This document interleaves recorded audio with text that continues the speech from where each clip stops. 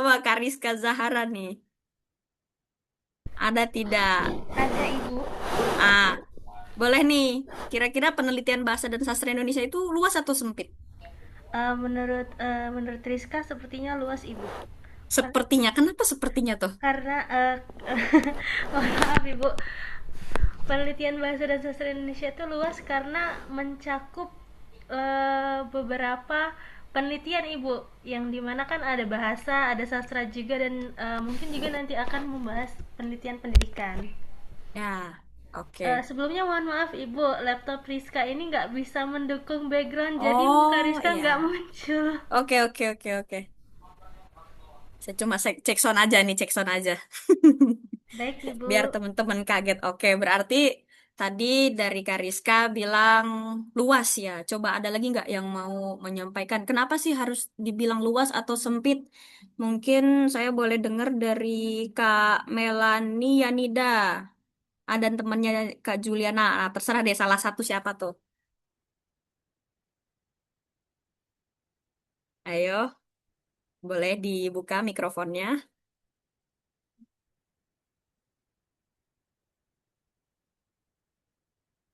Gimana Kak Melani? Apakah suara saya terdengar? Iya, Wah, menurut saya penelitian bahasa dan sastra itu dikatakan luas karena beragam dan mencakup banyak aspek. Kemudian mohon kalau maaf Kak Melani.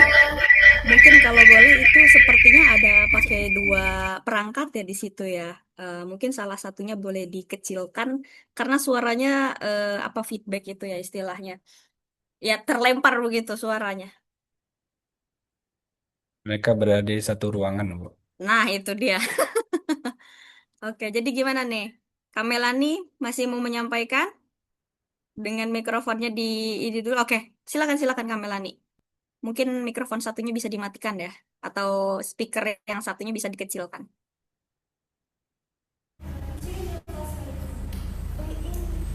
dan juga bahasa dan sastra itu selalu berkembang mengikuti kehidupan manusia, maka ruang lingkup penelitiannya itu menjadi luas dan tidak terbatas. Itu saja.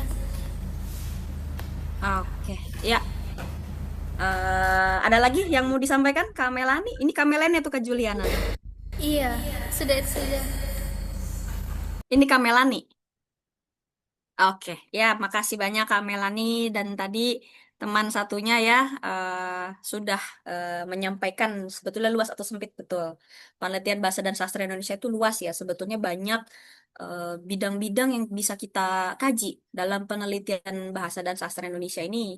Jadi tidak hanya kalau misalkan bahasa tidak hanya sekadar eh, kata atau misalkan tadi campur kode, alih kode, lalu kesantunan dan lain sebagainya. Tapi kita juga bisa melihat linguistik dari apa ya, apa yang ada di sekitar kita begitu.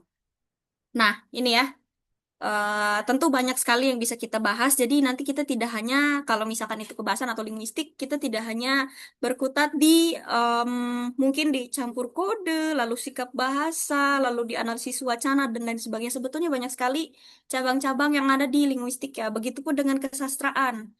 Kita dapat melihat puisi, prosa drama, lalu mungkin novel, dilihat nanti apa ya, mungkin egosentrisme penulisnya dan lain sebagainya maupun itu kritik sastra sekalipun begitu ya. Nah, di sini juga ada sebetulnya yang menarik ya mengenai filologi ya atau mungkin naskah lama atau naskah kuno ya. Apakah misalkan tulisan tersebut aksaranya atau hurufnya itu huruf kuno, aksara kuno atau mungkin Latin ya modern dan lain sebagainya. Nah, ini juga kita bisa melihat bagaimana naskah tersebut bisa terjaga dan apakah sudah ada penerjemahannya atau belum, lalu penyuntingannya seperti apa dan nilai budaya yang ada dalam naskah tersebut seperti apa begitu. Mungkin teman-teman ada yang pernah jalan-jalan ke museum gitu kan lihat arca atau apa ya, peninggalan lama lah gitu, ada aksara pahlawa kah apa segala macam gitu. Dan yang ketiga mungkin pembelajaran ya, pendidikan. Teman-teman sendiri kan pendidikan ya, mungkin ada pedagogi, andragogi, dan seterusnya ya. Atau mungkin misalkan teman-teman ada yang mau penelitian mengenai strategi pembelajaran, evaluasi pembelajaran dan lain-lain gitu kan. Misal teman-teman di sini ada yang mau jadi guru atau ada yang mau jadi dosen gitu ya, tapi mungkin harus S2 dulu ya setidaknya. Eh, jadi bagaimana menciptakan ruang kelas yang aktif gitu, misalkan penelitian, eh, apa ya, pengajaran bahasa itu kan kadang orang lihat, aduh membosankan sekali gitu kan, bikin ngantuk dan lain sebagainya. Mungkin teman-teman waktu SMA ada yang seperti itu ya, karena saya juga sebetulnya dulu begitu ya. Ya walaupun pada akhirnya saya nyemplung juga gitu ke dunia bahasa dan sastra gitu ya. Jadi mungkin teman-teman bisa menciptakan metode tertentu untuk eh, apa ya, menjadi metode yang efektif gitu dalam pembelajaran bahasa begitu.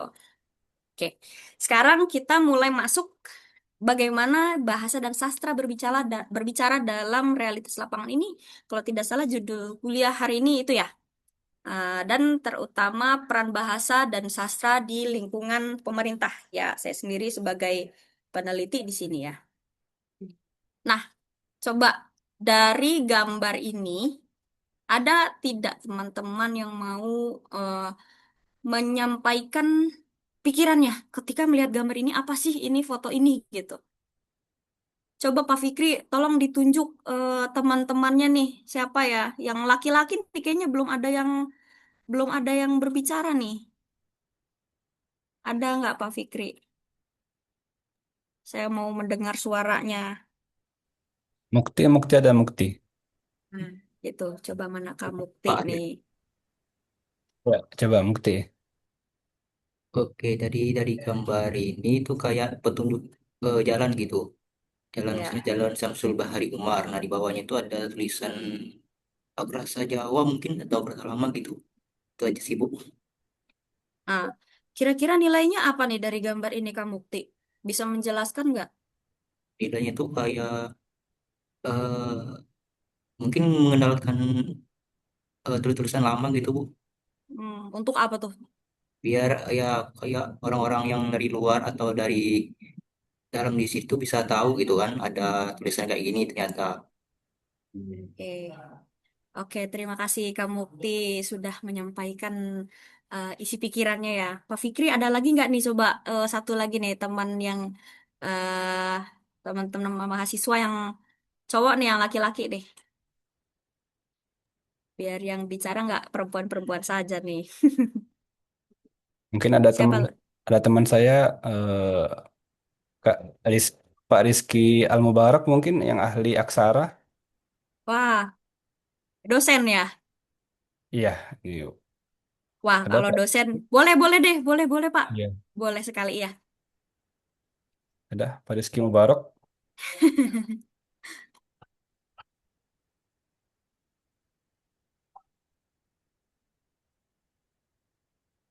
Ada tidak ya?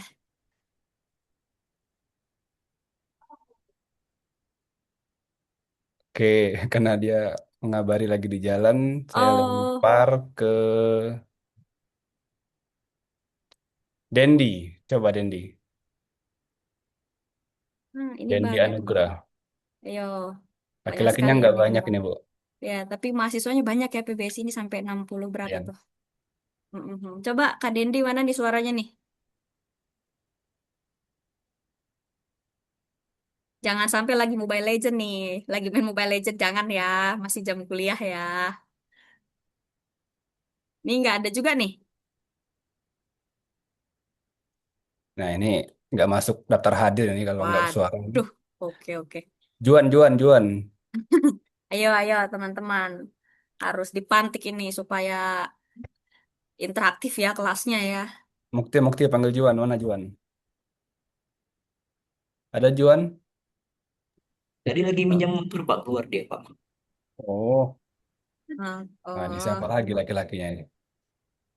Yang merasa laki-laki, tangan. Yang merasa laki-laki. Atau ini saja ya, kita aduh sorry sorry. Langsung kita Langsung tunjuk eh aja, Bu. Nanti oh mereka yang oke. suara. Ini mohon maaf, siapa tadi saya melihat ada Kak Krisna Tama Tangguh Prasetyo ini mahasiswa atau ini ya? Mahasiswa kah? Halo? Dosen linguistik itu, Bu. Oh, oh, sorry, sorry, sorry. Aduh, mohon maaf, mohon maaf. Saya pikir mahasiswa. Oke, kalau Emang begitu. masih muda mukanya. Hmm, oke lah, kalau begitu saya langsung ini saja ya, langsung mungkin memberikan gambaran ke teman-teman ya mengenai apa sih yang ada di dalam gambar ini dan bagaimana kaitannya dengan mungkin kebijakan ya yang bahasa itu lakukan intervensi daripada bahasa dan sastra gitu untuk apa-apa saja yang ada di ruang publik. Contohnya ini ya, papan penunjuk nama jalan ya gitu.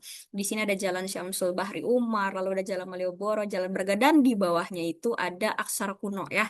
Mungkin kalau yang pertama nih Jalan Syamsul Bahri Umar ini kalau tidak salah ini aksara ulu atau apa begitu ya. Saya sempat cari-cari di Google begitu untuk contoh ya. Lalu di sini ada aksara Jawa dan di sini juga ada aksara Sunda kuno ya. Ngalagena. Kalau ini Kaganga gitu kurang lebih ya. Jadi sebetulnya ini salah satu bentuk linguistik lanskap ya. Jadi eh, apa ya? Bahasa yang ada di eh, apa ya? Tata kota maupun tata ruang gitu. Jadi di sini kan sebetulnya nilainya adalah kita melihat penamaan sebuah jalan itu dibarengi dengan penulisan aksara kuno ya di sini. Sebetulnya untuk mengingatkan kembali kita mungkin di antara teman-teman dulu pernah belajar aksara ini ya, atau mungkin sekarang ada yang ambil filologi mengenai ya aksara kuno ya terutama. Nah, ini kan sebetulnya menjadi pengingat kita ya bahwa oh iya betul kita punya aksara kita sendiri nih gitu di masa lampau dan mungkin sekarang sudah tidak digunakan lagi. Makanya untuk mengingatkan itu diperlihatkan kembali melalui papan nama jalan ini supaya apa? Kita tidak lupa dengan aksara ataupun bahasa yang ada di masa lalu begitu ya.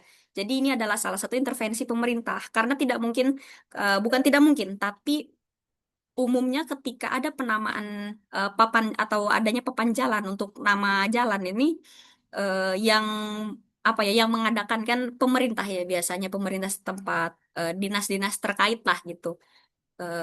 Bagaimana eh, baiknya kita menampilkan satu nama jalan ya bisa menggunakan ini tadi ada aksara dan lain sebagainya ya. Nah, itu kan salah satu bentuk pemertahanan bahasa dan budaya juga ya, begitu teman-teman.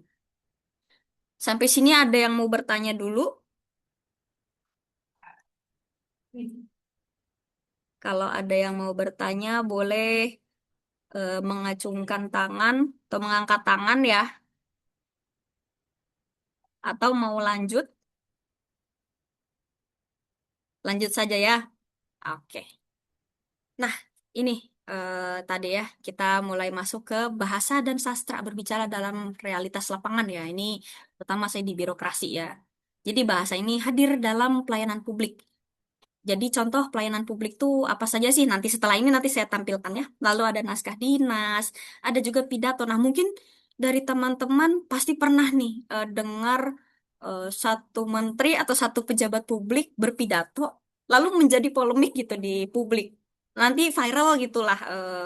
Oh, tuturannya Menteri Anu wah, ini bikin masyarakat jadi gaduh gitu. Pasti teman-teman pernah menemukan fenomena seperti itu ya di zaman sekarang ya.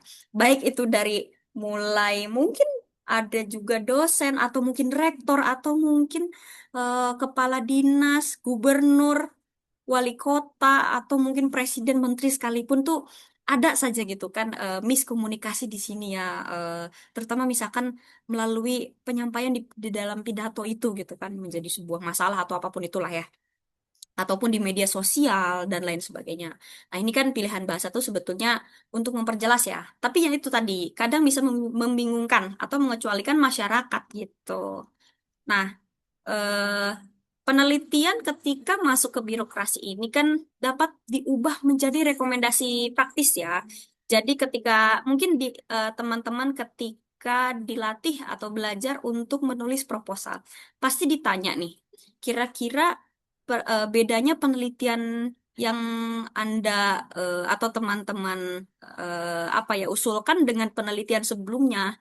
Kira-kira apa bedanya atau mungkin bisa dibilang research gap gitu ya atau apa ya seperti kekosongan keilmuan tersebut gitu. Nah, sebetulnya pada dasarnya penelitian di lingkup birokrasi juga seperti itu.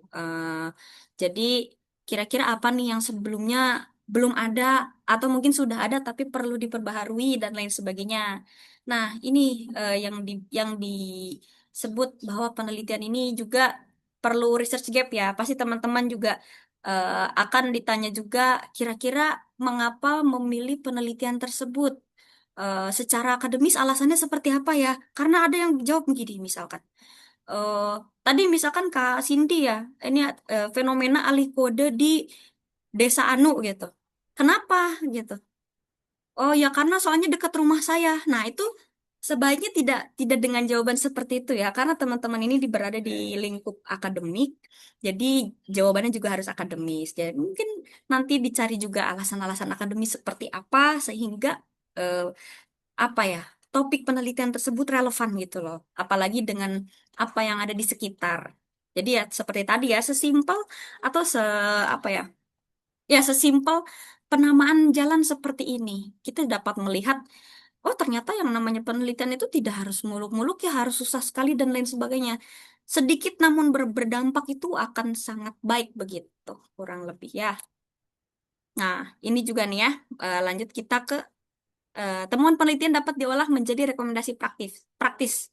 Contohnya policy brief atau ringkasan kebijakan. Nah, ini ringkasan kebijakan atau policy brief ini sebetulnya itu adalah hasil kajian atau hasil penelitian yang diringkas menjadi sekian lembar, ya seperti 2 lembar sampai 8 lembar, mungkin 7 lembar atau 7 halaman ya maksudnya, supaya rekomendasi dalam penelitian tersebut tuh dapat dibaca dengan mudah oleh pemangku kepentingan, pemangku kebijakan.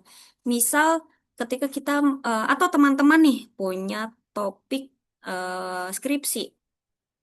Aduh, kira-kira berdampak nggak ya untuk masyarakat dan lain sebagainya ya. Andai kata teman-teman itu sekarang sudah menjadi ASN atau ya sudah menjadi ASN, misalkan peneliti gitu ya seperti saya.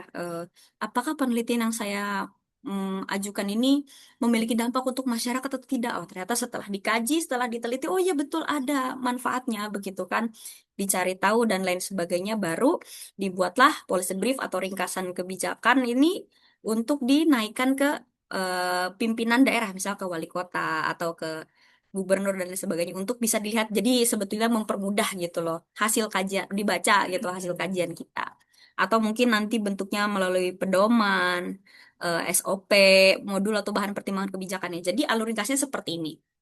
Kita melihat masalah di lapangan sebetulnya pada dasarnya ini sama seperti penelitian teman-teman nih untuk mencari topik penelitian skripsi ya. Jadi pertama kita melihat masalah di lapangan ya, terutama yang ada di sekitar kita. Lalu kita buat hal tersebut, masalah tersebut menjadi kajian atau riset. Dan didapatkanlah ini temuan-temuan, oh ternyata dalam kajian tersebut ada masalah-masalah yang ini. Temuannya itu seperti ini. Dan dilihat nanti kira-kira rekomendasi yang bisa disampaikan ke pemangku kebijakan ini seperti apa. Barulah dibuat policy brief atau ringkasan kebijakan tadi itu. Nah ini sekarang mengenai bahasa itu kan sebetulnya ya sudah diatur melalui Undang-Undang Nomor 24 Tahun 2009. Jadi teman-teman tuh bisa mengacu ke ini ya ketika teman-teman melihat ada pejabat publik yang berbicara misalkan menggunakan bahasa, aduh kita tidak mengerti gitu loh bahasanya ini bahasa apa, terutama misalkan pejabat publik begitu ya dia mencampurkan atau campur kode ya mungkin kalau di linguistik ya. Dia menggunakan bahasa Inggris tapi terus bahasa Indonesia lalu terus mungkin dimasukkan lagi bahasa daerah dan seterusnya. Jadi yang mendengarkan pun bingung gitu, masyarakat pun bingung. Padahal sebetulnya hal tersebut itu sudah diatur dalam peraturan. Nah, ini ada dalam Undang-Undang Nomor 24 Tahun 2009, dan ada juga di Peraturan Presiden Nomor 63 Tahun 2019 ya. Jadi yang kita tekankan adalah ya bahasa Indonesia wajib digunakan dalam pelayanan administrasi publik di instansi pemerintahan ataupun ya ini ya di di pasal 25 ayat 3 UU nomor 24 tahun 2009 ya. Nah, ini bahasa resmi kenegaraan, pengantar pendidikan, komunikasi tingkat nasional, dan seterusnya. Nah, oke, kita melihat dulu foto ini.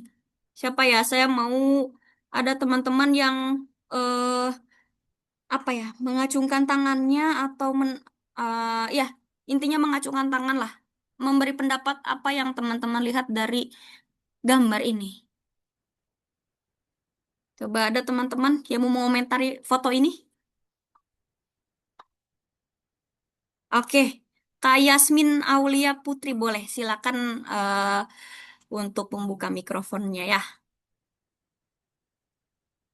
Baik, terima kasih atas kesempatan ini. Sebelumnya, mohon maaf bila suara Yasmi terdengar tidak jelas sampai kata isu, terima kasih teman.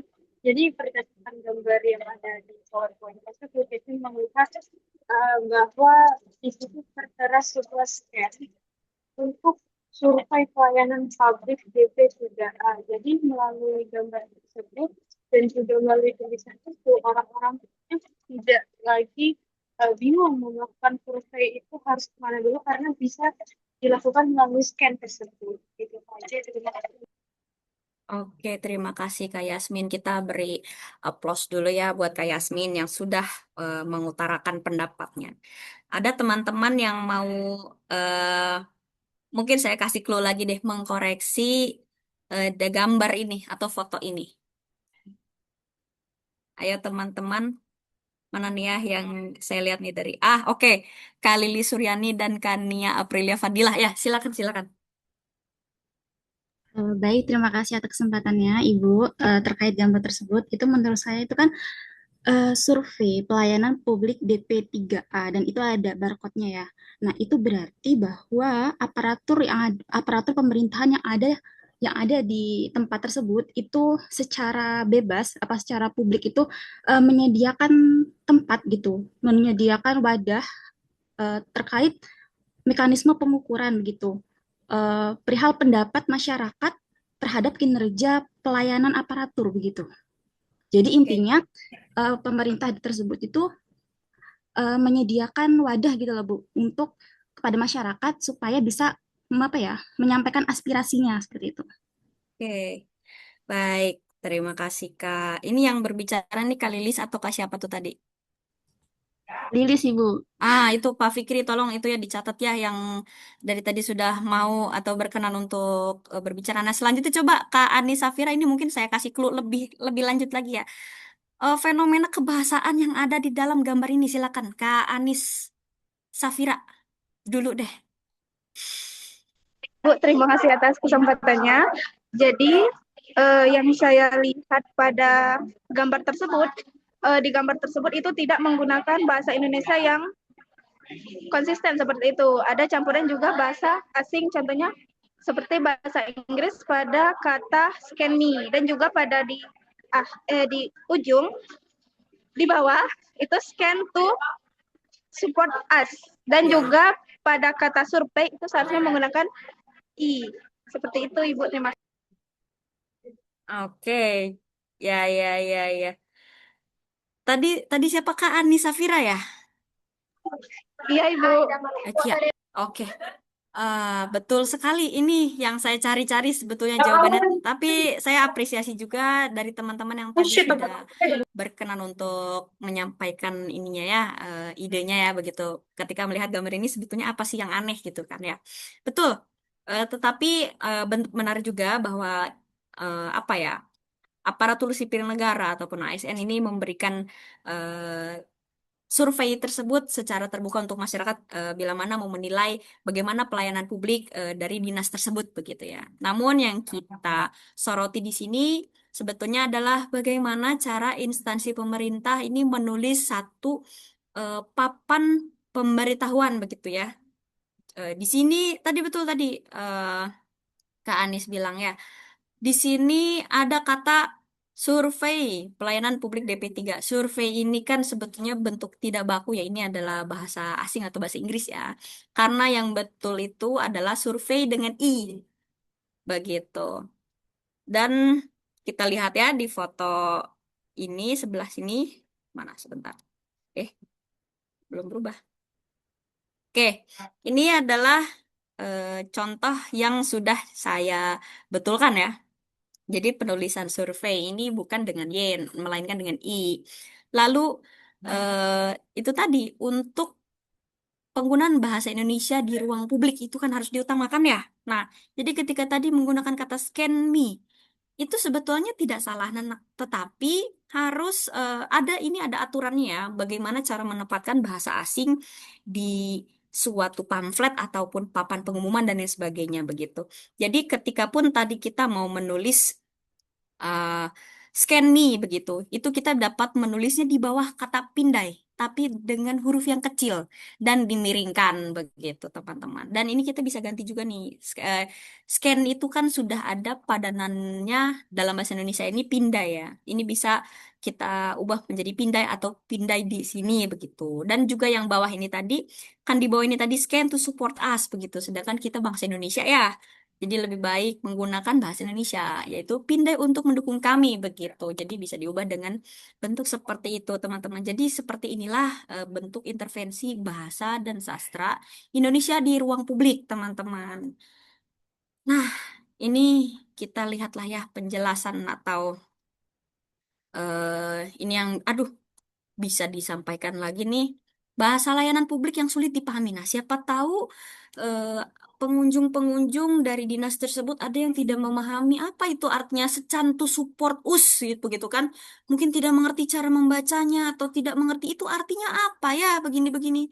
Nah, kan makanya di tadi itu fungsi dari Trigatra bahasa ya gitu ya kurang lebih begitu.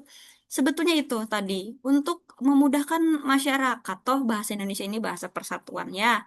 Jadi digunakanlah bahasa Indonesia yang baik. Ya seperti ini objek ini toh pengumuman layanan atau mungkin di eh, laman atau website, poster, media sosial, instansi dan lain sebagainya. Dan ini juga kita bisa melihat ini adalah kalau kita ubah menjadi penelitian. Nah, misalkan kita melihat papan-papan penanda yang ada di sekitar kita, misal di kampus.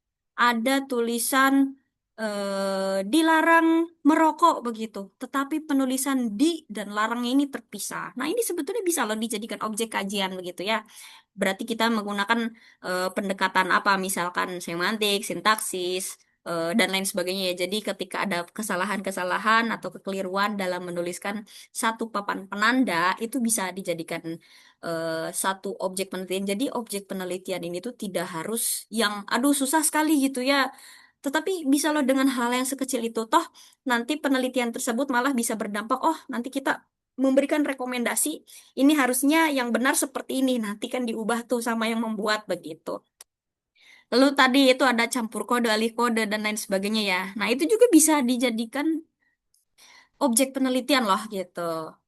Nah, begini, yang menjadi masalah adalah kalau masyarakat tidak paham isi pesan pemerintah, apakah itu hanya masalah bahasa atau sudah menjadi masalah layanan itu dia. Disinilah intervensi bahasa dan sastra Indonesia di ruang publik. Nah, sekarang masuk ke sastra dan kebijakan. Di sini kayaknya teman-teman tadi saya dengar dari Ibu Doktor dari Ibu Kaprodi lebih banyaknya itu sastra ya yang ambil untuk apa BKU atau eh, Skripsi. ya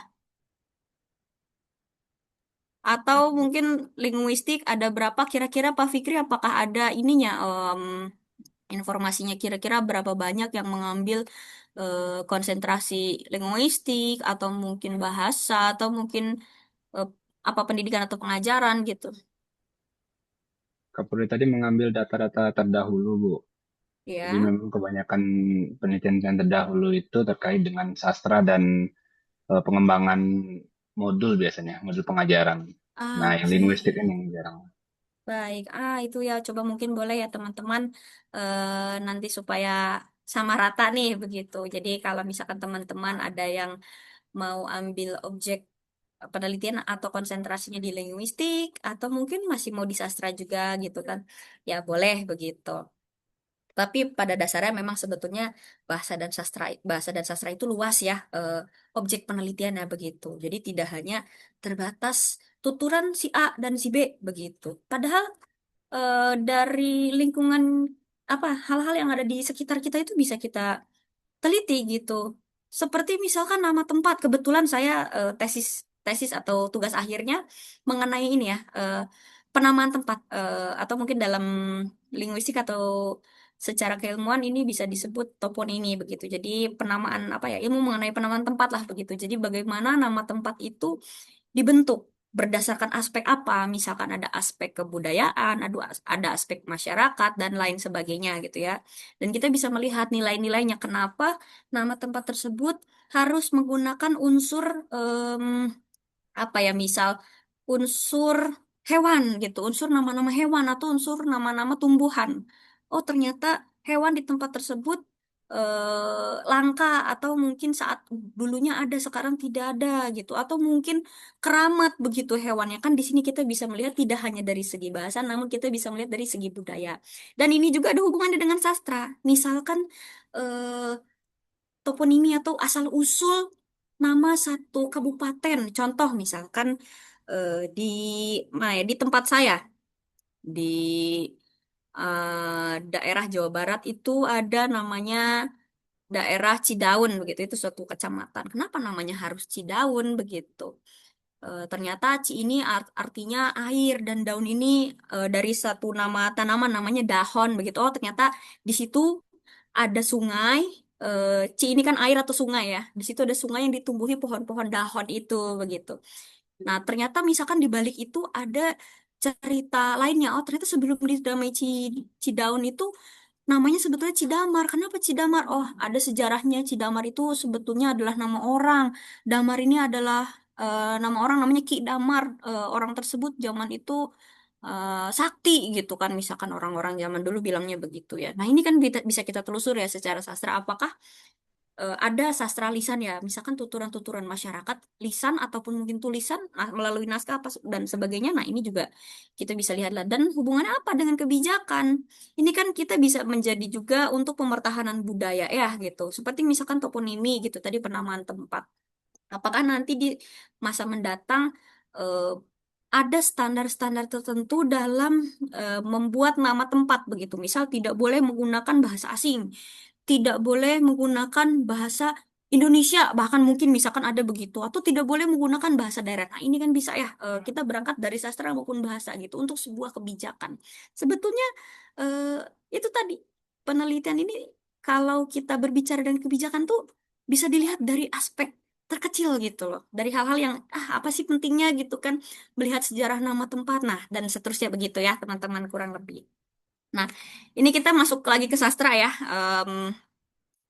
Pertama mengenai kebijakan publik ya, ini mungkin kita sering baca ya, teman-teman sastra ya, terutama ya yang memiliki konsentrasi di sastra ini, melihat atau membaca novel atau cerpen, lalu melihat di situ ada biasanya penulis-penulis yang sukanya mengkritik pemerintah gitu, atau mengkritik apa gitu kan. Nah, ini kan di situ juga sebetulnya bisa dilihat gitu loh, masalah birokrasi seperti apa atau ketimpangan seperti apa yang disuarakan melalui karya sastra tersebut. Lalu yang kedua, misalkan pendidikan dan literasi ya. Nah, ini contohnya, cerita rakyat, puisi, atau mungkin cerita anak dan lain sebagainya. Jadi sastra ini tidak hanya bergerak sebagai ya sudah itu bahan bacaan, tidak hanya sampai situ. Misal nih, kan pasti kita pernah dengar ya, eh, tingkat literasi masyarakat Indonesia itu di bawah rata-rata, di bawah misalkan Malaysia atau Singapura begitu. Kira-kira menurut teman-teman penyebabnya apa? Coba ada yang mau memberikan pendapat? Mungkin teman-teman ada yang pernah mendengar apa ya? Ya, kalimat seperti itulah atau suara-suara seperti itulah. Coba teman-teman ada yang pernah mendengar, dan kira-kira penyebabnya apa tuh sampai Indonesia itu dicap seperti itu gitu.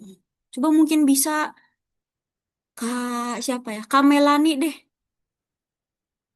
Kak Melani Yanida dan Kak Juliana. Coba salah satunya boleh. Ayo, apa yo pertanyaannya ya? Jadi pertanyaannya, pernah tidak mendengar istilahnya tingkat literasi masyarakat Indonesia itu rendah dibandingkan negara-negara Asia lainnya, misal begitu. Kira-kira menurut Kak Melani ataupun Kak Juliana itu penyebabnya apa ya?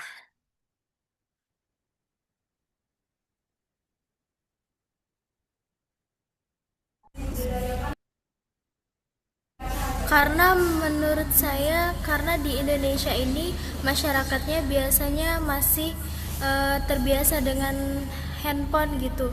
Mulai dari anak-anak kan zaman sekarang. Nah, sedangkan kalau di Jepang itu sekolah-sekolahnya sudah menerapkan literasi dari kecil gitu. Oke. Kira-kira contoh literasi dari kecil ini bentuknya seperti apa nih, Kak?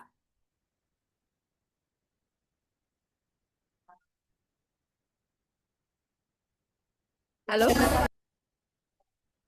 Misalnya kayak ada di bus ada tulisan.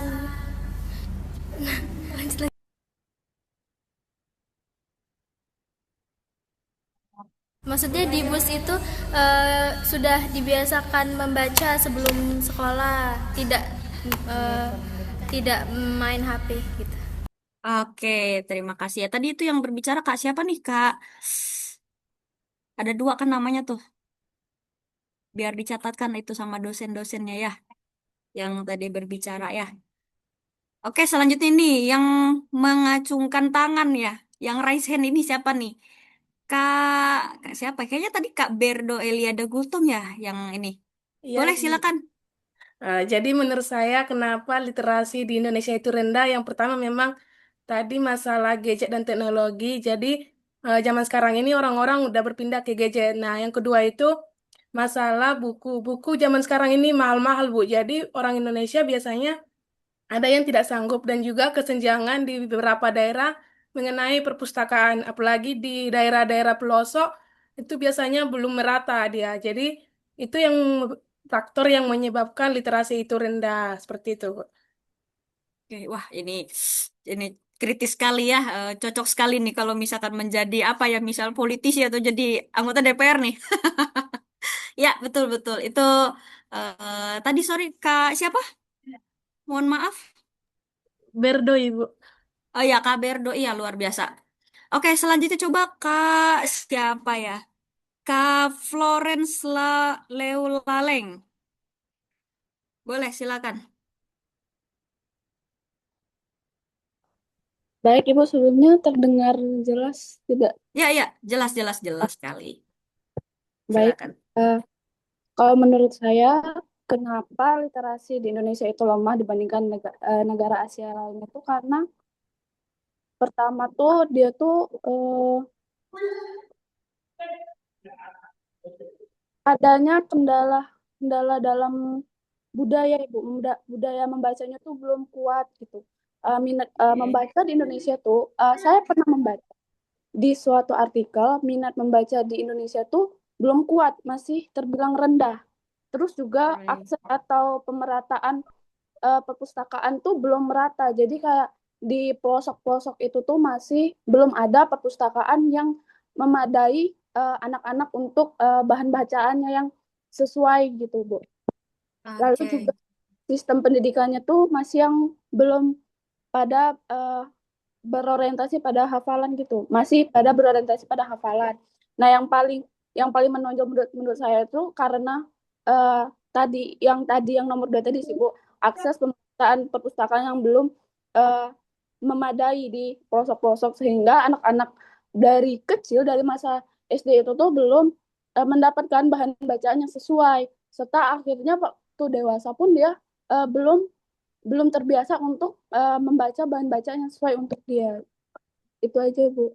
Oke, terima kasih banyak ya Kak Florence, luar biasa. Ya, kurang lebih itu juga ya problem-problem yang kita hadapi. Oke, saya kasih satu kesempatan lagi deh.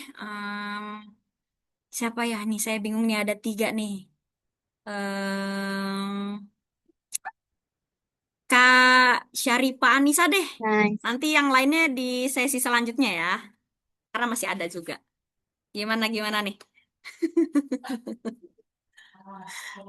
Baik, Ibu, Silakan. terima Ya. kasih atas kesempatannya.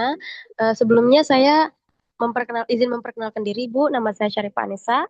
Menurut saya, tingkat literasi di Indonesia ini rendah karena salah satunya adalah anak-anak sekarang ini sudah kecanduan gadget, Ibu. Jadi anak-anak sekarang ini lebih memilih menonton video yang singkat, short video seperti itu daripada Ya. membaca buku.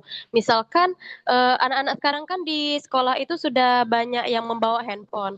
Jadi kalau misalkan dikasih soal di sekolah itu mereka lebih memilih menjawabnya menggunakan AI ketimbang mencari informasi di memang situs yang relevan seperti itu, Bu. Jadi mereka itu cenderung apa ya, sungkan untuk susah karena sudah ada yang mudah seperti itu. Itu saja, Ibu. Terima kasih. Oke, kita aplaus dulu untuk semuanya yang sudah memberikan pandangan ya luar biasa. Saya rasa apa ya pendapat dari teman-teman semua ini benar ya. Jadi ada yang membahas mengenai mungkin ada yang kecanduan gadget, lalu ada yang berpendapat ketidakrataannya jumlah misalkan perpustakaan atau misalkan taman baca dan lain sebagainya. Lalu juga tadi ada yang mau simple-simple aja pakai AI gitu kan supaya cepat begitu. Ya itu betul semua gitu ya. Namun kita ini sebagai apalagi teman-teman ini kan harusnya menjadi garda ya, garda terdepan bagaimana supaya apa ya tingkat literasi masyarakat Indonesia ini inilah naiklah begitu. Jadi tidak selalu yang kita dengarannya, aduh orang Indonesia literasinya rendah banget gitu kan. Nah, harusnya kita juga bertanggung jawab ya sebagai sebagai mahasiswa dari prodi Bahasa dan Sastra Indonesia gitu kan, terutama bahasa dan sastra gitu ya. Jadi kan literasi ini kan kita dapat melihat mungkin misalkan dari bagaimana jumlah membacanya seseorang untuk novel ataupun apapun itulah ya. Nah, di sini kan itu peran kita ya untuk apa ya istilahnya tuh menyampaikan ke orang-orang sekitar bahwa ini loh yang namanya membaca itu coba mulai dari misalkan buku. Betul buku mahal betul ya sekarang buku itu mahal, tetapi sebetulnya akses untuk membaca itu tidak hanya terbatas melalui buku fisik saja. Kita juga dapat mencari buku-buku digital e-book gitu ya yang mungkin tetap ada e-book yang berbayar atau mungkin teman-teman kadang melihat ada buku-buku bajakan ya yang sebaiknya mungkin tidak digunakan ya begitu.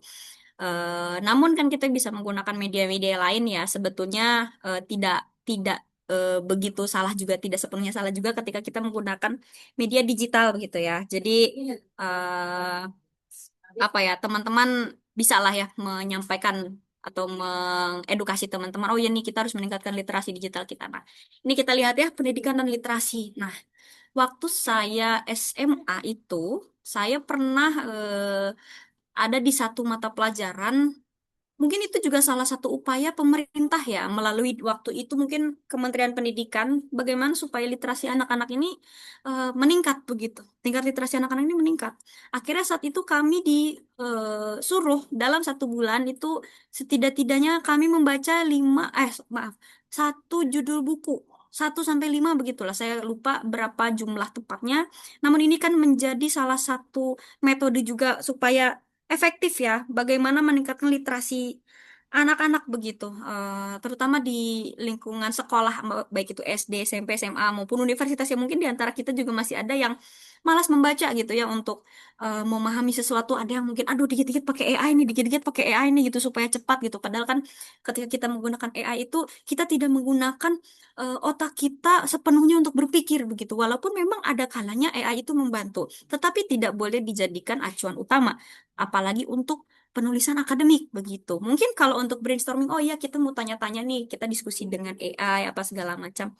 Mungkin itu sah-sah aja ya gitu, tapi tidak artinya dikit-dikit AI, dikit-dikit AI begitu teman-teman. Dan itu tadi metode yang digunakan untuk eh, apa ya? Kita menyampaikan pendidikan bahasa dan sastra gitu ke siswa gitu kan kita bisa memperkenalkan melalui cerita rakyat atau mungkin anak-anak tingkat SD atau TK sorry SD ya gitu. Misalkan kan suka ada tuh sayembara menulis buku sastra anak gitu. Itu juga salah satu bentuk intervensi bahasa dan sastra untuk menaikkan tingkat literasi masyarakat loh gitu. Jadi apa yang kita lihat misalkan skripsi kita, oh analisis mengenai novel ini dan lain sebagainya. Nah, penelitian sastra yang kalau kita mau mencari apakah penelitian kita berdampak atau tidak, nah kita bisa melihat itu. Banyak sekali hal-hal yang bisa kita lihat gitu, yang bisa kita telusuri. Oh iya ternyata bisa berdampak nih untuk masyarakat dan lain sebagainya gitu. Yaitu melalui tadi cerita rakyat, apakah kita nanti mengambil nilai-nilainya, lalu misalkan melalui puisi, nanti bagaimana melatih seseorang untuk menggunakan diksi-diksi yang seperti apa gitu kan, yang demikian lah gitu. Dan seterusnya ya termasuk kebudayaan daerah gitu ya, sastra lisan atau filologi ya tadi, mungkin di sini teman-teman juga ada yang mengambil apa ya, mungkin kajiannya filologi, saya tidak tahu, tapi ini juga hal yang bagus ya gitu. Oke, lanjut. Oke, kita lihat di sini ya, ini adalah kita melihat bagaimana eh, kebijakan, maaf, bagaimana bahasa dan sastra itu mengintervensi kebijakan. Pada tahun 2021 itu Jakarta terpilih sebagai kota sastra dunia. Kenapa menjadi kota sastra dunia? Oh, ternyata memang di Jakarta itu terdapat banyak apa ya, semacam, mungkin teman-teman pasti pernah dengar nih Balai Pustaka, lalu IKAPI dan lain sebagainya ya. Jadi pusat kepustakaan pustaka itu tuh adanya di Jakarta. Itu yang pertama. Yang kedua, ternyata di sana banyak taman baca.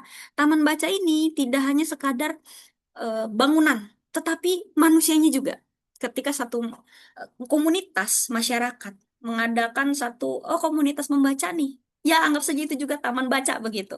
Jadi hal seperti ini yang sebetulnya dapat meningkatkan literasi ya. Dan yang ketiga, perpustakaan itu sendiri atau si taman baca yang memang secara fisik fisik atau bangunan tuh ada begitu. Nah jadi itu tadi intervensi kita sebagai masyarakat bahasa dan sastra itu dapat melalui ini gitu, teman-teman. Ini tidak ada muatan politik ya. Oke. Selanjutnya tadi kita masuk ke ringkasan kebijakan ya. Tadi saya sudah menjelaskan. Nah, ini ya. Jadi ringkasan kebijakan atau policy brief ini kan produk analisis kebijakan tentang masalah kebijakan, lalu prediksi sebuah kebijakan, tindakan kebijakan ataupun kinerja kebijakan. Nah, ini tentu memiliki ciri ya. Eh, ini singkat dan fokus pada satu isu. Nah ini yang utama ini adalah berbasis bukti atau hasil analisis. Jadi tidak boleh berdasarkan ngawang-ngawang atau mengarang bebas begitu ya. Jadi tidak tidak boleh berdasarkan itu gitu ya. Dan bahasanya juga mudah dipahami karena yang membaca ini nanti adalah apa ya, orang-orang pejabat-pejabat yang ada di atas ya, seperti wali kota, provinsi, mungkin presiden sekalipun dan lain sebagainya begitu. Lalu membuat rekomendasi yang operasional, jadi dapat apa ya, dapat diaplikasikan begitulah kurang lebih. Dan komponen umum dalam satu ringkasan kebijakan atau policy brief ini, yakni adalah ada masalah kebijakan, lalu temuan utama dari masalah tersebut, lalu opsi kebijakan yang dapat kita rekomendasikan dan rekomendasinya itu sendiri, dan dampak yang diharapkan seperti apa begitu. Nah, ini ya, mungkin teman-teman juga nanti bisa lihat bentuk-bentuk policy brief itu seperti apa sih, atau ringkasan kebijakan itu seperti apa sih. Ini kan sebetulnya adalah hasilnya apa sih yang di apa ya, dihasilkan oleh peneliti maupun analis-analis kebijakan yang ada di lingkungan pemerintah gitu. PNS-PNS ini sebetulnya kerjanya ngapain sih? Nah, ini salah salah satu atau salah tiganya ya gitu. Contohnya tuh seperti ini. Kita menghasilkan satu rekomendasi yang mana nanti mungkin dituangkan melalui eh, undang-undang, perpres dan lain sebagainya. Nah, sebetulnya juga policy brief ini tidak serta-merta mengganti penelitian ya, riset ya, yang seperti teman-teman lakukan untuk skripsi tidak. Jadi karena policy brief ini berangkatnya melalui kajian. Jadi kan kajian itu misalkan kita punya satu kajian atau punya skripsi yang itu jumlahnya 200 halaman misal begitu. Ya, tapi ngapain ya skripsi panjang sekali 200 halaman ya gitu. Nah, misalkan 200 halaman. Nah, ini ketika kita ambil sarinya atau ambil intinya, inilah menjadi policy briefing dan di situ disebutkanlah rekomendasi apa yang bisa kita naikkan gitu ke pejabat-pejabat tersebut begitu. Ya, sebab pada dasarnya sama seperti penelitian teman-teman skripsi. Kita menemukan masalah di lapangan yang ada di sekitar. Contohnya misal pengumuman layanan publik sulit dipahami kayak tadi ya. Kita lihat tulisan survei kepuasan masyarakat bla bla bla bla begitu. Jadi ini kita bisa melihat apakah papan pengumuman tersebut efektif atau tidak, dapat dimengerti atau tidak oleh masyarakat. Lalu yang kedua, kaji secara ilmiah. Nah ya, ini misalkan tadi apakah kita menganalisis ini frasanya sudah tepat atau belum begitu. dan seterusnya ya. Dan yang ketiga ini rumuskan temuan. Nah, ini temuan-temuan ini kan berdasarkan data ya. Ini juga policy brief ini tidak boleh terlalu panjang kalimatnya dan tidak boleh ambigu. Dan strukturnya harus efektif karena ya itu tadi namanya ringkasan itu kan pendek ya gitu. Dan yang keempat, tawarkan rekomendasi. Contoh, pedoman bahasa layanan publik yang lebih sederhana gitu supaya tidak berbelit-belit dan lain sebagainya. Ya kurang lebih skemanya seperti ini ya. Masalah lalu turun menjadi riset. Setelah riset ini kita ternyata mendapatkan temuan di lapangan, lalu didapatkanlah rekomendasi, dibuat policy brief. Melalui policy brief ini dijadikanlah bahan kebijakan. Jadi sekali lagi policy brief salah satunya ini ya. Ini bukan pengganti penelitian, tetapi bentuk ringkas agar hasil penelitian dapat bergerak dari ruang akademik ke ruang pengambilan keputusan. Lalu siapa sih yang boleh membuat policy brief ini? Ah, mungkin nanti teman-teman kalau misalkan mau menjadi ASN gitu ya seperti saya, PNS di daerah atau mungkin menjadi dosen. Nah, itu bisa teman-teman peneliti, teman-teman akademisi sebetulnya harusnya teman-teman saat ini pun sudah boleh untuk merumuskan tetapi mungkin harus kolaborasi dengan dosen ataupun dengan LSM dan lain sebagainya ya sehingga apa yang teman-teman tulis itu dasarnya kuat begitu. Dan sebetulnya hasil dari penelitian itu tidak hanya berbentuk policy brief ya atau apa tadi ringkasan kebijakan. Ini kita bisa menulis rekomendasi kebijakan, lalu naskah akademik ini nanti ketika kita mau membuat satu undang-undang atau peraturan dan lain sebagainya, ada pedoman, atau mungkin ini ya artikel ilmiah. Mungkin teman-teman nanti skripsi apakah ada kewajiban untuk atau mungkin mengganti skripsi menjadi artikel ilmiah. Nah, itu juga sebetulnya bisa begitu. Dan ini ya, tiga ini yang paling sering digunakan biasanya di lingkup pemerintah ya. Naskah akademik, ringkasan kebijakan atau policy brief, dan rekomendasi kebijakan. Bedanya apa sih? Gitu. Nah, ini yang pertama dasar ilmiah perancangan regulasi. Nah, terutama untuk rancangan undang-undang atau rancangan peraturan daerah. Ini kan memuat landasan filosofis, sosiologis, yuridis, serta arah pengaturan. Selanjutnya ada policy brief tadi sudah saya sampaikan ya. Ini kan untuk eh, apa ya ringkasan dari isu kebijakan supaya hal tersebut menjadi cepatlah begitu ya, secara cepat lah gitu. Lalu yang ketiga rekomendasi kebijakan. Ini rekomendasi kebijakan ini bisa ada di dalam satu bentuk laporan kajian ya. Misalkan di bagian belakangnya ada gitu kan rekomendasi kebijakan yang dihasilkan bagaimana. Misalkan pun kalau tidak berbentuk policy brief bisa dapat rekomendasi kebijakan. Jadi begitu teman-teman dan contoh topik riset dan luaran mungkin teman-teman sampai sini pasti sudah ada bayangan penelitian yang bisa kita ambil yang kira-kira bisa berdampak atau mungkin kita pikirin research gap seperti apa. Nah, kira-kira nih saya sekarang mau tanya lagi nih. Apakah sudah ada di antara teman-teman yang mungkin dapat ilham ya, dapat ide gitu loh. Kira-kira apakah betul mau memantapkan penelitiannya di yang judul yang lama atau mungkin mengganti topiknya dan lain sebagainya? Coba ada yang mau berbagi? Ayo coba siapa nih? Tadi banyak banget tuh yang ini yang raise hand yang ngacungin tangannya nih. Sekarang harusnya ada nih. Kita berbagi cerita mengenai topik riset teman-teman. Apakah itu mungkin teman-teman ada yang ambil linguistik atau ambil sastra atau mungkin pendidikan atau pembelajaran ya? Siapa nih yang tadi belum ini ya yang belum siapa nih?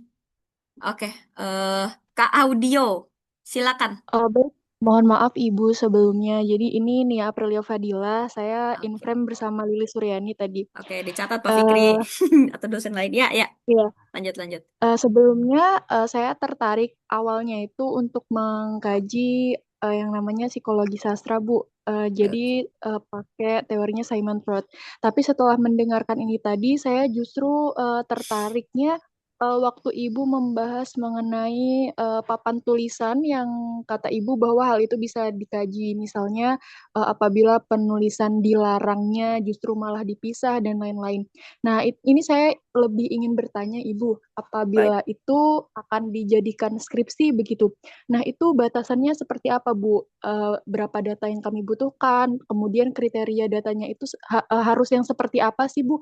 Agar mungkin ada urgensinya kami mengambil hal itu begitu, Bu. Terima Baik. kasih. Oke. Ini mau langsung dijawab saja atau mungkin ada yang mau bertanya lagi? Atau saya jawab dulu kali ya. Kak, siapa maaf tadi? Nia Aprilia, Ibu. Oke, Kak Nia ya. Kak Nia tadi mengenai papan apa ya, papan pengumuman atau apapun itu ya yang ada di ruang publik ya. Kalau kita berbicara mengenai batasan penelitian, mungkin seperti jumlah data yang dibutuhkan dan lain sebagainya, menurut saya itu perlu dikonsultasikan dengan dosen pembimbing. Nah, ini apakah di semester 6 ini sudah ada dosen pembimbing atau baru dosen kelas saja di mata kuliah ini? Untuk dosen PA itu kami sudah dapatkan Ibu dari semester 1. Oh, kalau untuk dosen pembimbing skripsi. Untuk pembimbing skripsi itu kalau melihat dari cutting, kami bimbingan itu bersama dosen PA tersebut, Ibu. Oh, oke, baik, baik, baik. Oh, jadi bersama PA ya. Nah, mungkin nanti bisa ditanyakan nih, misalkan tadi jumlah data yang dibutuhkan untuk apa ya, menjadikan ini sebuah data penelitian untuk skripsi gitu. Coba boleh ditanyakan karena terkadang kan ada juga kebijakan dari kampus, misalkan minimal sekian data, ada yang seperti itu. Ada juga yang penting datanya cukup. Ada yang dianalisis, apakah datanya representatif atau seperti apa, apakah data tersebut sudah cukup untuk menulis satu skripsi begitu. Jadi bisa dilihat batasan-batasannya dan kalau misalkan mau mencari lokus-lokusnya atau ya apa ya lokasi-lokasi penelitian tersebut ya mungkin teman-teman bisa di lingkup apa ya mungkin di kampus, di fakultas kah atau mungkin di universitas kah gitu atau mungkin di lingkup pemerintah sekalipun itu diperbolehkan begitu. Jadi supaya nanti dilihat oh ternyata dilihat kan tadi ditanyakan urgensi ya. Urgensinya apa? Ya tadi itu pengutamaan bahasa Indonesia di ruang publik. Apakah penggunaan bahasa Indonesia itu sudah baik dan benar atau mungkin masih banyak kesalahan? Dan apakah eh, bahasa Indonesia ini apakah orang berpikir yang penting ada sajalah begitu tulisan seperti itu salah benarnya ya sudahlah siapa yang peduli nah kan bisa dilihat seperti itu. Nah, kalau dilihat urgensinya itu tadi pengutamaan bahasa Indonesia di ruang publik yang baik dan benar ya. Itu nah itulah kurang lebih begitu Kak. Jadi ya mungkin tadi seperti mau dilihat itu nanti lokusnya apakah di lingkup pemerintah, misalkan di kantor-kantor pemerintahan atau mungkin di area-area kampus, misalkan di toilet, apakah tulisannya sudah betul, lalu kantin ini apakah penulisannya menggunakan bahasa Indonesia atau bahasa Inggris dan lain sebagainya begitu. Gimana Kak? Apakah sudah menjawab?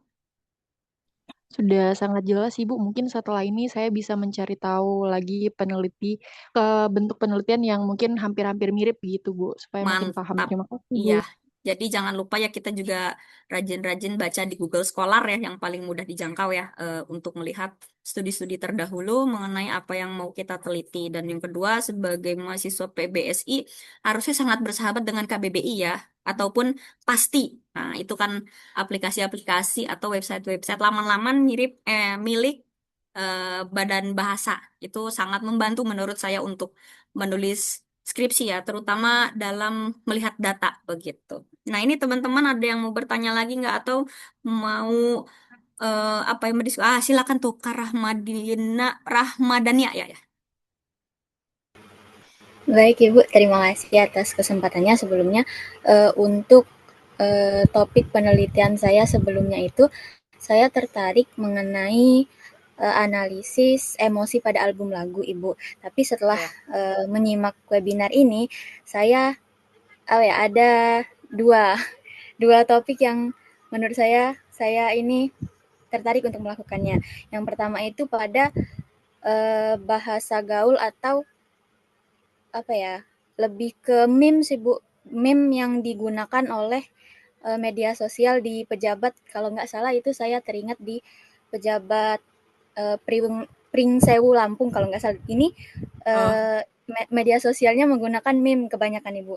Nah, lalu yang kedua itu Oke. seperti yang dijelaskan juga ada toponimi yang penjelasan asal-usul nama daerah. Nah, kebetulan nama daerah saya itu cukup unik Bu, karena soalnya ada namanya itu Sarang Elang. Nah, ini apa ya Bu? Saya ingin menanyakan kalau toponimi itu termasuk ke sastra lisan atau gimana ya Bu? Oke. Ada lagi atau mau itu saja yang ditanyakan? Dua itu saja Bu. Oke, saya akan menjawab dulu yang meme atau meme pejabat ya, ke Prince Sewu ini ya. Saya sebetulnya sempat lihat juga kemarin ada meme serupa di sosial media ya. Ini apakah nanti Kak Rahmadania, Kak Nia atau Kak Rahma ya? Kak Rahma ini mau meneliti dari dari apa? Dari sastra atau dari linguistik nih? Kalau yang Pring Sewu kayaknya lebih masuk ke linguistik. Iya, oke. Nah, kalau toponimi, oke. Ini saya langsung jawab ya yang toponimi ya. Saya sendiri meneliti toponimi itu melalui kajian linguistik ya. Ini kan dia ada di dalam linguistik sosial ya. Eh, dan kalau untuk menulis suatu apa ya penelitian atau kajian ilmiah, terutama bentuknya adalah skripsi, pasti dibutuhkan data yang banyak. Mungkin Kak Rahma kalau mau menulis mengenai nama tempatnya, nama tempat apa tempat tinggalnya Kak Rahma ya, Sarang Elang itu mungkin bisa dijadikan artikel ilmiah saja gitu. Misalkan data-datanya yang mungkin sedikit begitu. Namun kalau untuk menulis satu apa ya skripsi itu biasanya datanya itu harusnya cukup banyak ya karena apa ya? Pasti kita tidak hanya melihat satu nama, terus artinya ini. Berarti itu nanti cuma jadi satu halaman dong gitu skripsinya gitu kan ya.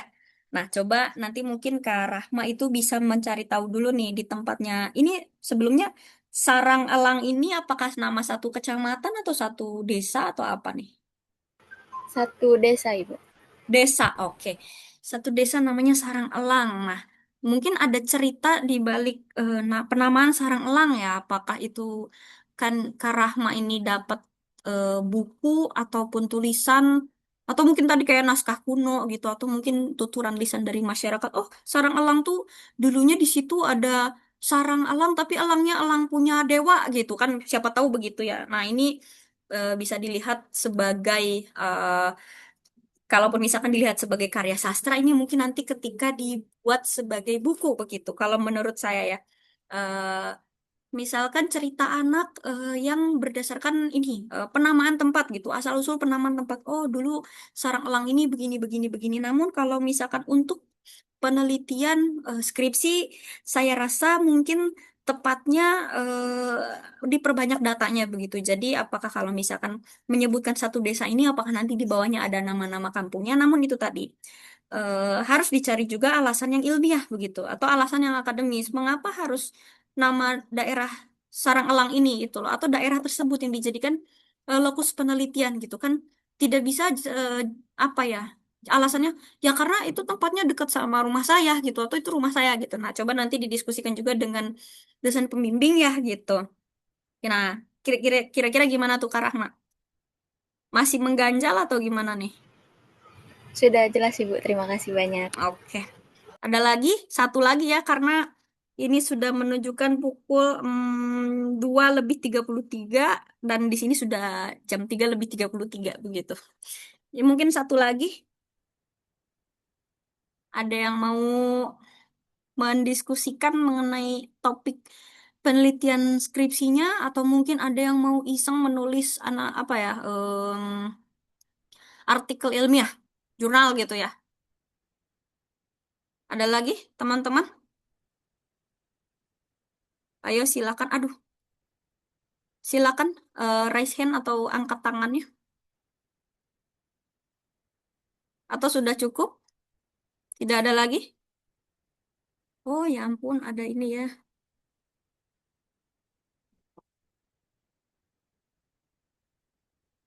Ah, oke. Sepertinya sudah tidak ada lagi nih yang mau ini ya, yang mau bertanya ya. Kalau begitu saya lanjut ya. Semoga tadi Nia dengan Kak Nia tuh Kak siapa ya tadi? Ya itu ya. Dari dua kakak yang tadi semoga menjawab ya. Kalaupun misalkan ada yang mau ditanyakan lagi nanti boleh eh, kontak saya ataupun nanti boleh berdiskusi terutama diskusi dengan dosen pembimbing ya. Baik, kita lanjut ya. Tadi ada yang tertarik dengan keterbacaan pengumuman layanan publik gitu. Mungkin ada tanda-tanda atau papan penanda di tembok. Oh, ini salah penulisannya. Nah, itu kan bisa dijadikan topik riset. Urgensinya apa ya itu tadi?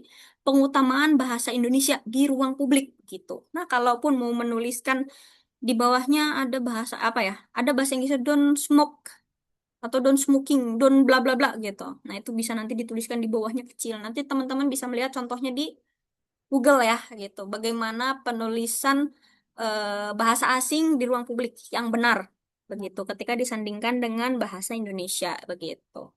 Lalu untuk tadi sastra sendiri mungkin teman-teman ada yang mau membuat suatu kajian bagaimana atau penelitian ya.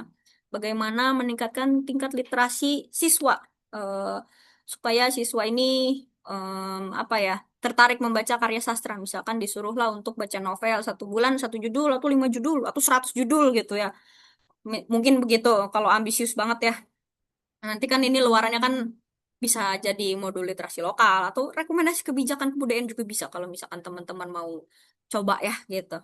Lalu untuk pembelajaran sendiri yaitu tadi pengembangan bahan ajar menulis teks resmi gitu. Kayaknya teman-teman pasti pernah tuh latihan menulis surat atau mungkin teman-teman di sini yang organisasi gitu pernah bersurat untuk mencari sponsorship gitu ke apa ya mungkin ke perusahaan-perusahaan di luar gitu. Nah, itu kan juga kita pasti di situ secara tidak langsung melatih kita untuk menulis teks resmi yang baik dan benar gitu. Nah, ini kan nanti bisa dijadikan topik penelitian juga. Atau mungkin di SMA mungkin kita dulu dilatih untuk membuat apa surat maaf apa tuh? Ya surat lamaran kerja gitu. Nanti dicoret-coret itu sama gurunya biasanya kalau salah-salah. Nah, itu juga kan kita bisa lihat ya bagaimana ke pemahaman siswa dalam menulis teks resmi begitu.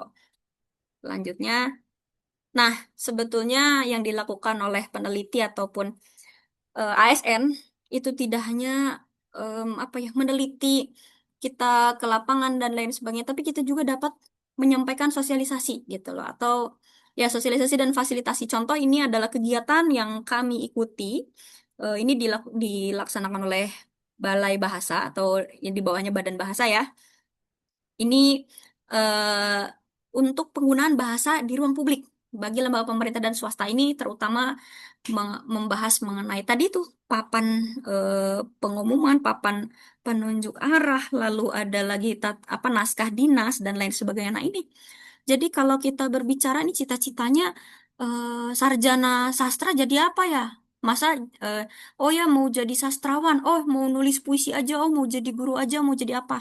Nah, sebetulnya ini yang bisa kita lakukan ya ada pekerjaan tuh yang namanya widya basa atau orang yang apa ya seperti ya nanti pekerjaannya mensosialisasikan bagaimana bahasa Indonesia atau bagaimana bahasa asing dan lain sebagainya. Ada juga ya peneliti mungkin kebetulan seperti saya atau mungkin mau menjadi dosen ya mungkin teman-teman nanti ada yang berminat untuk melanjutkan studinya. Wah, itu saya apresiasi sekali begitu ya.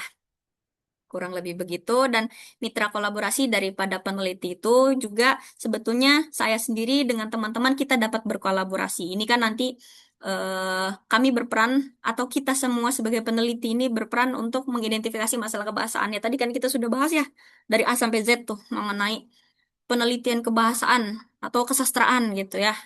Gimana yang ada di daerah gitu ataupun di lingkungan kita gitu menyusun rekomendasi tadi seperti policy brief dan lain sebagainya dan juga menjembatani kampus, pemerintah, komunitas, LSM, masyarakat. Jadi supaya riset atau penelitian ini tidak hanya terhenti sebagai dokumen atau sebagai skripsi atau sebagai tesis yang hanya ada di rak begitu. Jadi semoga apa-apa yang kita tulis ini dapat memberikan dampak yang betul-betul bermanfaat untuk masyarakat ya. Sebetulnya itu adalah nilai-nilai daripada Tridharma perguruan tinggi ya gitu. Memang kita harus berdampak gitu kan untuk masyarakat ya. Nah, contohnya misalkan saya atau kami berkolaborasi dengan universitas. Misal, kalaupun kami atau saya gitu mau kolaborasi dengan teman-teman mahasiswa di sini atau mungkin dosen-dosen di sini dari Universitas Sriwijaya atau mungkin universitas yang ada di sini, kami sendiri biasanya itu kami sudah punya nota kesepahaman dengan Universitas Nusa Cendana. Ini memang berada di Kupang kebetulan. Lalu kebetulan saya sendiri juga pernah berkolaborasi dengan Universitas Mula Warman, lalu Universitas Negeri Makassar untuk penulisan satu artikel ilmiah. Maupun kolaborasi dengan Badan Pembangunan dan Perencanaan maupun riset daerah gitu ya. Ini kita bisa kolaborasi dan sebagai instansi pembina kami di Badan Penelitian dan Pengembangan Daerah maupun BRIDA itu kami instansi pembinanya adalah BRIN, dan di BRIN ini sendiri kan punya skema-skema pendanaan penelitian atau hibah penelitian. Nah, teman-teman tuh sebetulnya bisa memanfaatkan apa ya pendanaan ini gitu untuk misalkan teman-teman punya riset yang wah luar biasa gitu. Topiknya sangat eksotis gitu, topiknya sangat menarik. Nah, itu bisa teman-teman membuat proposal dan lain sebagainya ya. Mungkin kalau teman-teman kenalnya ada PKM ya, kalau saya dulu kenalnya PKM. Atau dengan Dikti Saintek, nanti ada pendanaan BIMA dan lain sebagainya. Ya, mungkin itu saja yang bisa saya sampaikan. Eh, Barangkali dari teman-teman masih ada pertanyaan. Terima kasih banyak. Jadi, silakan. Bila mana ada yang mau bertanya, dibuka seluas-luasnya. Baiklah teman-teman, yang ingin bertanya silakan. Ibu Intan memberikan kesempatan untuk teman-teman bertanya.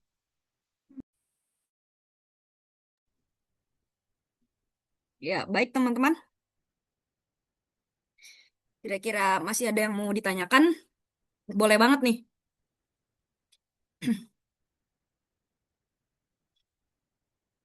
Mohon maaf ini kira-kira sampai jam berapa ya?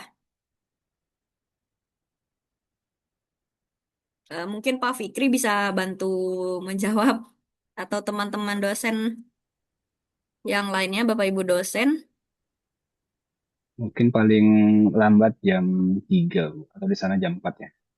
Iya, oke. Jadi nih kita masih punya kesempatan nih kalau masih mau apa ya, masih mau diskusi nih.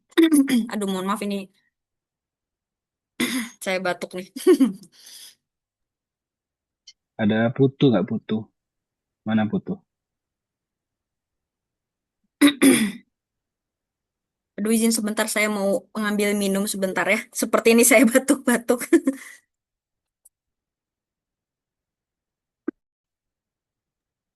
Oke, silakan yang mau bertanya terkait penelitian. Mungkin kalian butuh perspektif lain di luar dari perspektif saya yang ada di kelas. Jadi beda nih pandangan dosen yang praktisinya hanya pada tatanan artikel sama perspektif yang datang dari peneliti lapangan. Khususnya teman-teman yang mungkin terbuka pemikiran untuk mungkin pindah haluan nih ke lapangan, karena sosiolinguistik itu cukup menarik cukup menarik karena data data lapangan itu kadang lebih banyak daripada data yang tertulis di novel seperti itu. Jadi gimana Pak Fikri? Apakah sudah ada yang ini bertanya? Masih punya waktu sedikit lagi nih.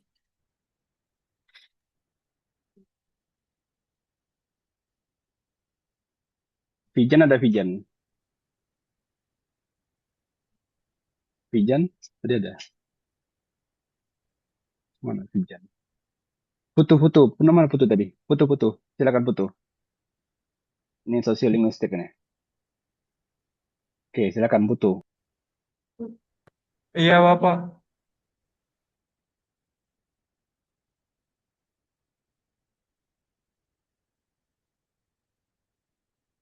Ayo, yang sosiolinguistik, yang mau linguistik nih.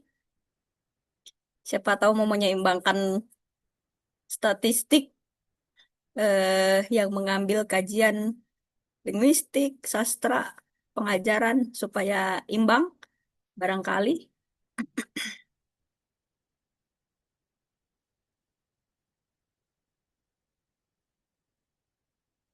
Gimana nih coba teman-teman yang udah punya topik?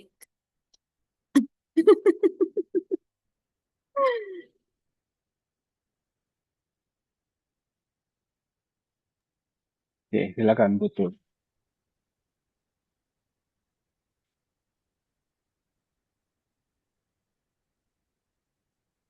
Ini sosling Bali nih.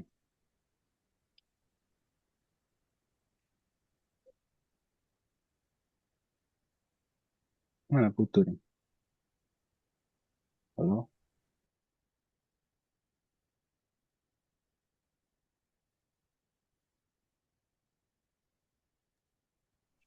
Jadi ya Putu ya? Mau nggak Putu? Mana Putu tadi? Oke, betul. Suara tuh. Iya, Bapak. Jadi izin Ibu, saya ingin bertanya karena kan saya mengambil eh, penelitian bahasa itu di kajian sosiolinguistik yaitu revitalisasi pelestarian tingkatan bahasa Bali. Karena kan bahasa Bali itu punya 3 tingkatan, Ibu.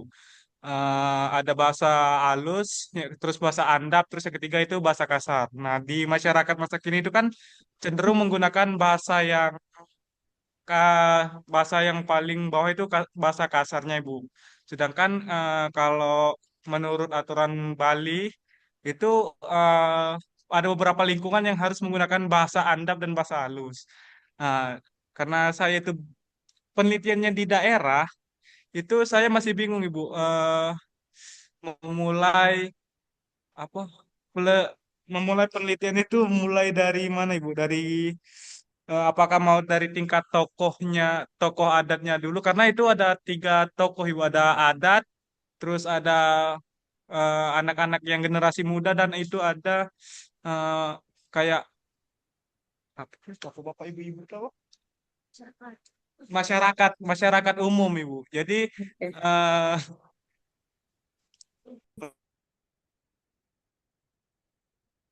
Bagaimana?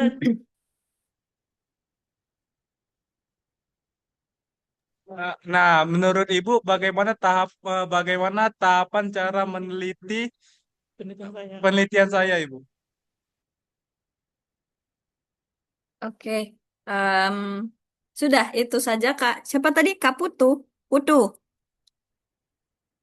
Jangan jangan kabur dulu nih, mau dijawab nih. Halo. Ya, jadi mohon maaf. Jadi tadi pertanyaannya itu mau mulai dari mana begitu ya? Iya, Ibu. Oke. Em, mungkin nanti ini boleh boleh didiskusikan. Ini pasti harus didiskusikan dengan dosen pembimbing ya, terutama kalau misalkan sudah memfinalkan mau ambil judul penelitian ini dan Kak mungkin kalau saya boleh sarankan memang Kak Putu ini ini dasarnya misalkan bisa apa ya menyatakan bahwa oh penggunaan tingkat bahasa yang tadi apa tuh itu sekarang udah tidak digunakan lagi sama masyarakat gitu kan atau sudah jarang digunakan tidak sesuai kaidahnya mungkin apakah berhubungan dengan sistem pengkastaan apakah sekarang sistem pengkastaan ini sudah tidak digunakan kan sebetul apa ya mungkin apakah tadi tingkat bahasa ini berhubungan dengan sistem kasta yang ada di Bali ya gitu saya mungkin kurang paham ya karena kalau saya lihat di Jawa ya kebetulan di Jawa dan bahasa Jawa dan bahasa Sunda itu kami juga sama memiliki tingkat bahasa. Itu juga dilihat nanti penutur yang menggunakan bahasa yang halusnya, lalu bahasa yang tengah, lalu bahasa yang kasar tuh seperti apa gitu kan. Jadi mungkin nanti Kak Putu bisa observasi ya. Misalkan Kak Putu mungkin punya banyak teman di apa ya teman-teman SMA begitu atau teman-teman atau keluarga mungkin di sekitar Kak Putu ya. Bagaimana cara mereka berbahasa untuk observasi mungkin pertama itu. Namun kalau misalkan nanti sudah masuk ke penelitian, sebetulnya mungkin ada opsi bagaimana supaya Kak Putu ini tidak harus pergi ke Bali, tapi akan lebih baik kalau penelitian sosial itu kita turun ke lapangan itu akan sangat apa ya, sangat sangat sangat membantu gitu. Jadi mungkin nanti Kak Putu itu turun ke lapangan begitu untuk melihat secara acak gitu bagaimana masyarakat yang mungkin Kak Putu tidak kenal gitu loh. Oh, mereka berbahasa dengan bahasa yang begini begini begini gitu. Oh, ternyata masih digunakan atau tidak digunakan. Jadi ya terutama Kak Putu harus melihat dulu mengobservasi dulu dari lingkungan sekitar. Mungkin Kak Putu bisa melihat di sosial media, misal di lingkup orang-orang Bali begitu kan.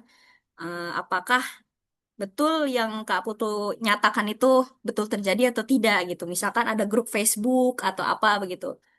Atau mungkin dari tuturan misalkan Kak Putu bertelepon dengan keluarga di Bali. Nah, kurang lebih mungkin seperti itu Kak Putu. Gimana? Menjawab atau tidak tuh?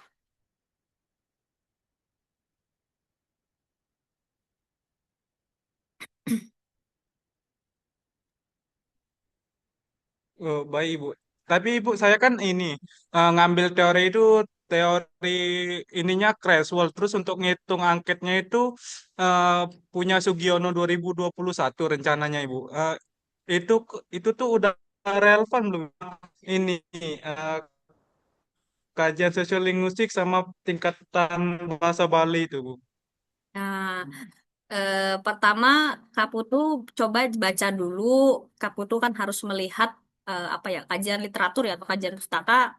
Kak Putu coba lihat penelitian-penelitian serupa begitu yang sudah ada, baik itu bahasa Jawa maupun bahasa Sunda dengan metode tadi Sugiono dan lain sebagainya, menggunakan angket dan lain sebagainya. Coba nanti Kak Putu lihat dulu di Google Scholar eh, penelitian tersebut. Mestinya ada yang sudah melakukan nanti kebaharuannya seperti apa gitu. Jadi nanti bakal dilihat efektivitas metode tersebut ya gitu. Dan nanti coba didiskusikan juga dengan dosen pembimbing ya. Mungkin begitu Kak Putu. Ini nak bawa atau langsung tempel situ? Tempel.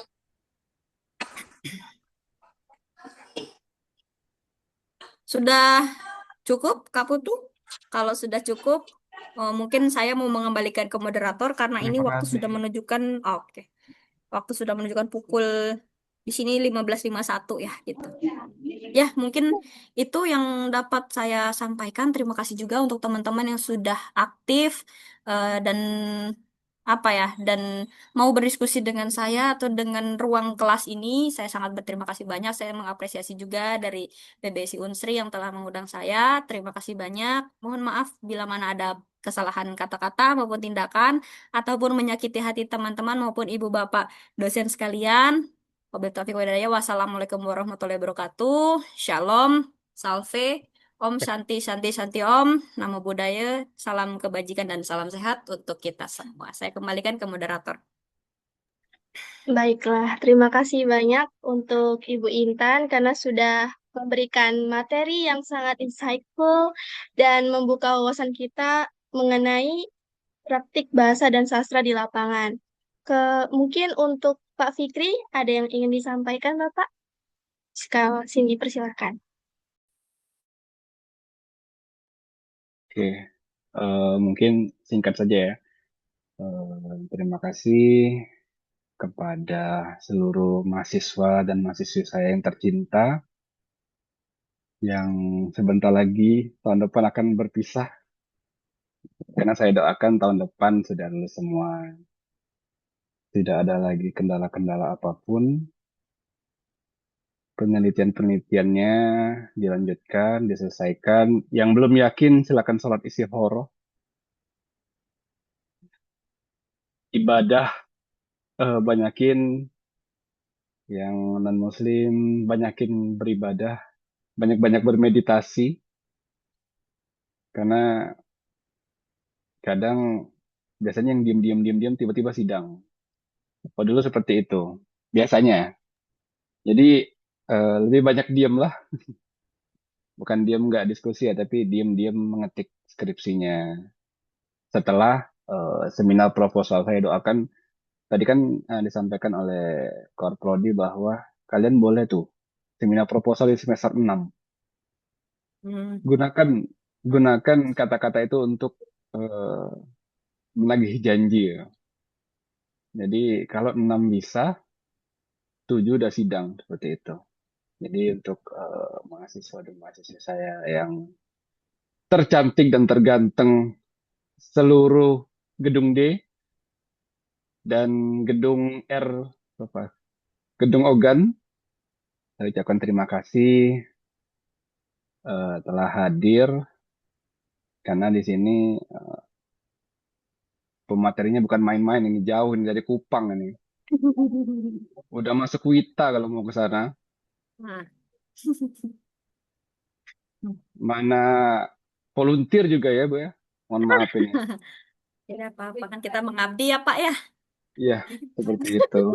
Jadi sebenarnya Bu Intan ini atau Kak Intan ini eh, orangnya kalau saya kenal dulu simple, simple orangnya. Eh, kita tidak menyangka bahwa saat ini kita sudah berperan di medan masing-masing ya. Bu Intan berperang di medan lapangan, saya berperang di medan Gen Z.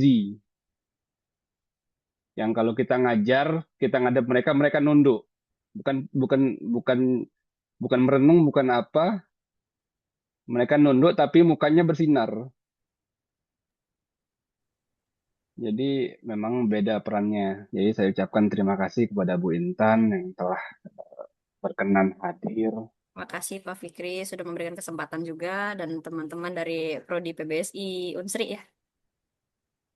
Ya, kalau kalau kalau masa sekarang yang diingatnya pengabdian. Kalau masa dulu ingatnya cuma ngopi sampai tengah malam, nugas sampai diusir oleh apa pegawai kopi kenangan di Jalan Kaliurang. Jadi kalau Aduh. kalau sudah di level yang sekarang ini ceritanya cerita yang lucu-lucu aja seperti itu. Dan nggak nyangka masa depan itu mempertemukan kembali. Ini ibaratkan reuni ya. Kalau diingat dulu mungkin yang ingatnya di Jakal, di kos-kos masing-masing. Oke, sekali lagi saya ucapkan terima kasih kepada Bu Intan yang telah berkenan hadir. Semoga silaturahmi ini tidak terputus di sini ya. Dalam artian nanti teman-teman juga boleh kalau mau diskusi dengan Bu Intan, saya sangat membuka lebar karena perspektif itu bisa datang dari mana saja. Karena kami di perkuliahan dulu berbeda konsentrasi seperti itu.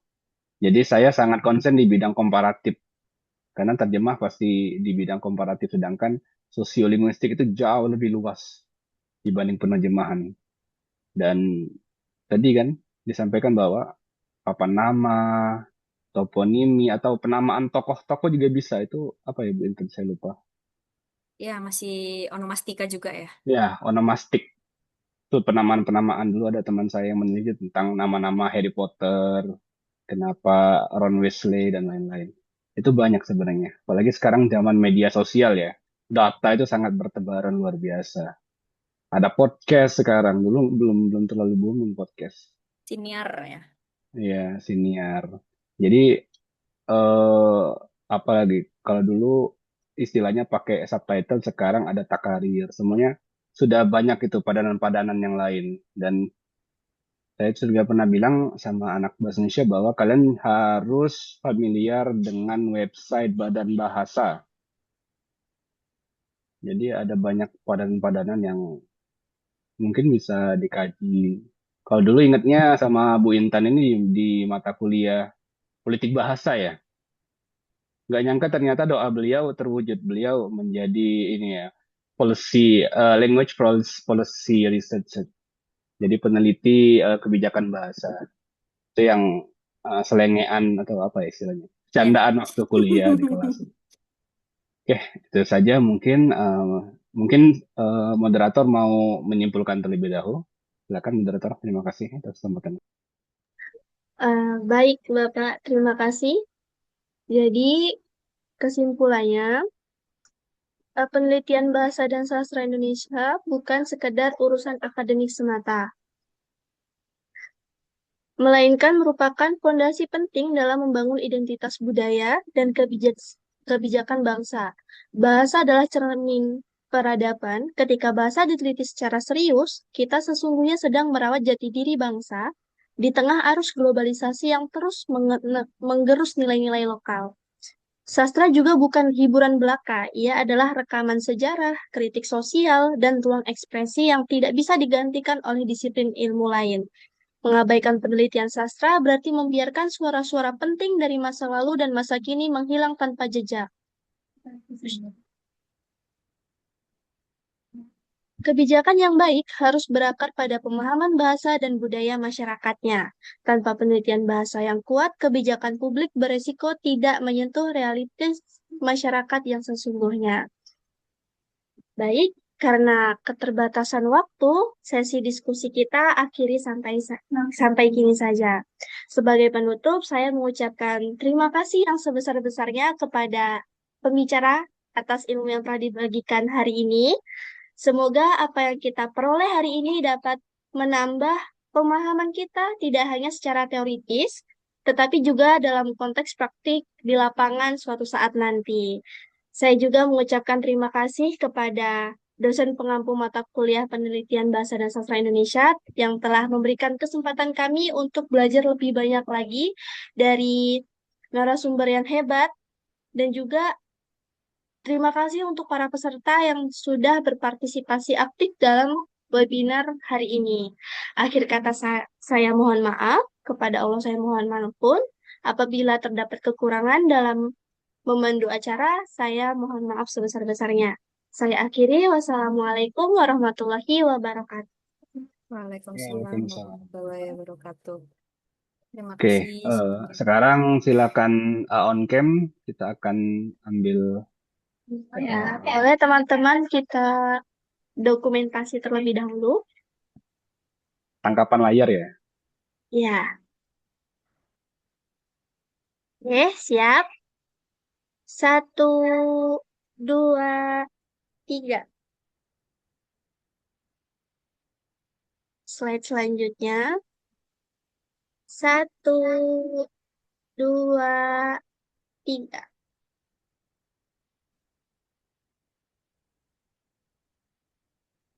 Baik, terima kasih. Terima kasih Kak Cindy, Pak Fikri, Bu Kak Prodi, Bu Zahra. Pengampu, dan semuanya. Semoga bisa bertemu di lain kesempatan.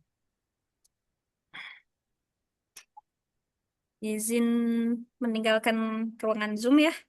Monggo. Selamat sore.